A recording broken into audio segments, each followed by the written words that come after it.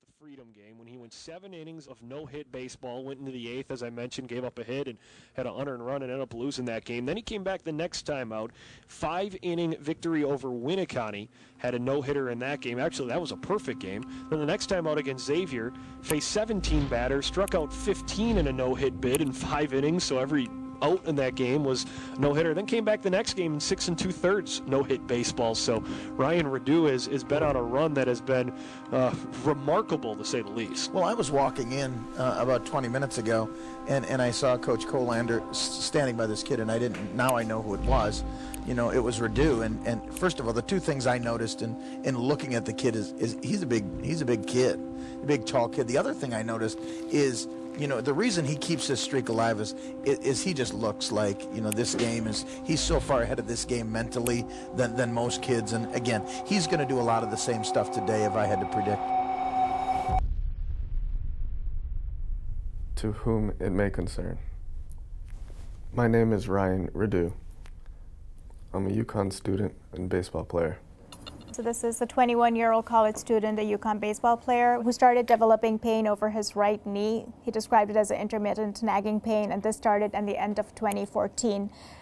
The pain would last anywhere from 1 to 3 days, would be relieved with over-the-counter NSAIDs, and then the pain started getting worse over this time. Take a deep breath.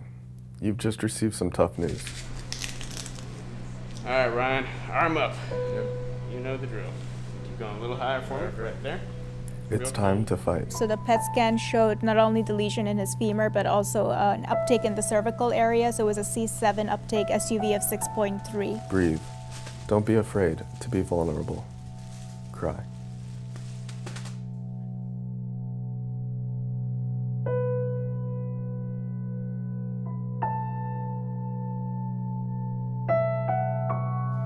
All right, just tell me your name and your birthday. Yep, Radue, 5/11/94.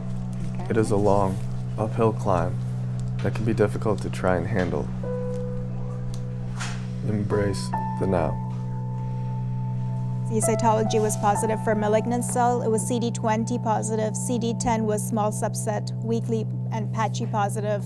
BCL2 was positive in 50 to 60%, MYC was positive, no MUM1, and Ki67 was as high as 80%. So it's a more active lesion compared to the one in the femur.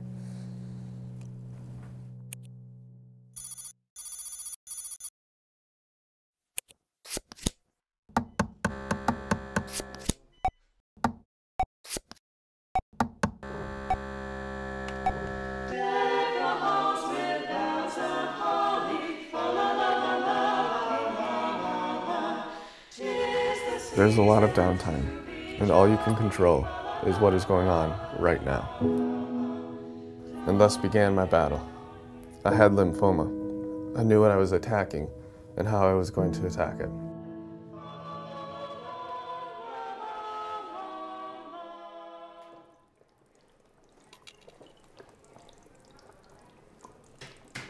At 12:35, I gave him 8 milligrams of morphine. His pain level at that time was 8 out of 10.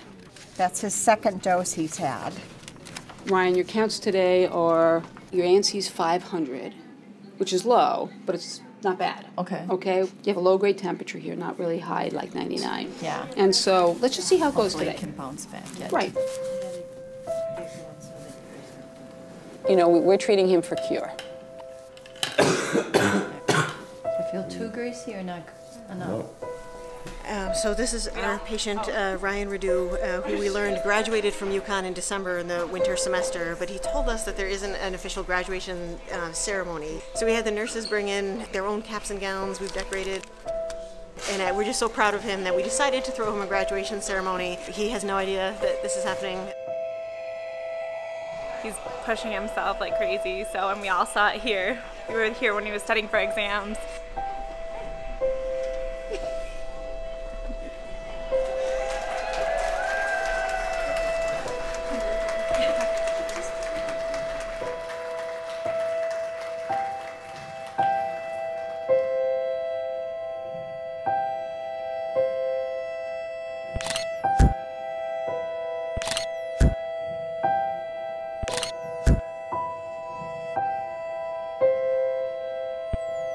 There will be tough times, Breathe.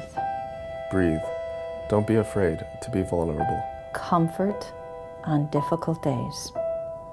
Laughter to raise your spirits. Confidence when you doubt.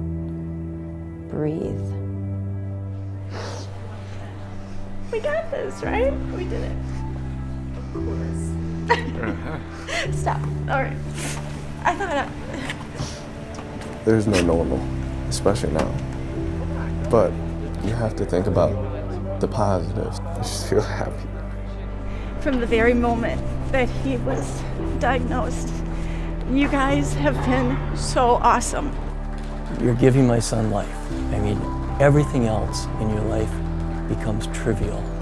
It's something that changes everybody. It takes a big team to care for people. Support people. They're right there for me. So all the work that the researchers are putting in, you just can't put into words. They're family. They just became it instantly. It's just overwhelming. It doesn't really matter where I am, like 10 years from now. It just matters that I'm there. Love you all.